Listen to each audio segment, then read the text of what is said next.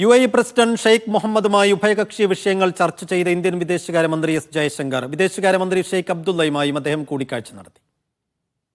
ഇരു രാഷ്ട്രങ്ങളും തമ്മിൽ നിലവിലുള്ള സമഗ്ര സാമ്പത്തിക കരാറിന്റെ വിവിധ വശങ്ങൾ ഇരുവരും ചർച്ച ചെയ്തു. കരാറിന്റെ ചട്ടക്കൂടിനുള്ളിൽ നിന്ന് ഉഭയകക്ഷി സഹകരണത്തിന്റെ പുതിയ വഴികൾ തുറക്കാനും ധാരണയായി.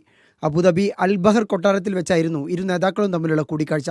ചർച്ചയിൽ vice president Sheikh Mansoor, Abu Dhabi കിരീടാവകാശി ഷെയ്ഖ് ഖാലിദ് തുടങ്ങിയവരും പങ്കെടുത്തു. പ്രസിഡന്റുമായി കൂടിക്കാഴ്ച നടത്തുന്നതിന് മുമ്പ് വിദേശകാര്യമന്ത്രി ഷെയ്ഖ് അബ്ദുള്ളയുമായി ജയശങ്കർ തന്ത്രപ്രധാന വിഷയങ്ങൾ ചർച്ച ചെയ്തു.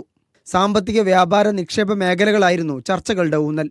2022-23 കണക്ക് പ്രകാരം 8365 കോടി US$ആണ് ഇരു രാഷ്ട്രങ്ങളും തമ്മിലുള്ള ഉഭയകക്ഷി വ്യാപാരം. ഇരു രാഷ്ട്രങ്ങളുടെയും വിദേശകാര്യ മന്ത്രാലയങ്ങളുടെ സഹകരണത്തോടെ ഒബ്സർവർ റിസർച്ച് ഫൗണ്ടേഷൻ അബുദാബിയിൽ സംഘടിപ്പിച്ച പ്രഥമ റൈസിന മിഡിൽ ഈസ്റ്റ് ഉച്ചകോടിയിലും ജയശങ്കർ പങ്കെടുത്തു. പശ്ചിമേഷ്യയുമായുള്ള ബന്ധത്തെ അങ്ങേയറ്റം പ്രാധാന്യത്തോടെയാണ് ഇന്ത്യ കാണുന്നതെന്ന് അദ്ദേഹം പറഞ്ഞു. വ്യാപാരം കൊണ്ട് മാത്രമല്ല, ആശയങ്ങളും വിശ്വാസങ്ങളും കൊണ്ടുള്ള ബന്ധത്തിലൂടെയും ഇരു ദേശങ്ങളും തമ്മിൽ കെട്ടുപിണഞ്ഞു കിടക്കുന്നു. പ്രതിവർഷം 16,000 കോടി US$ആണ് ഗൾഫ് രാഷ്ട്രങ്ങളുമായുള്ള ഇന്ത്യയുടെ വ്യാപാരം. 90 ലക്ഷത്തിലേറെ ഇന്ത്യക്കാർ ഇവിടെ താമസിക്കുന്നതായും അദ്ദേഹം ചൂണ്ടിക്കാട്ടി.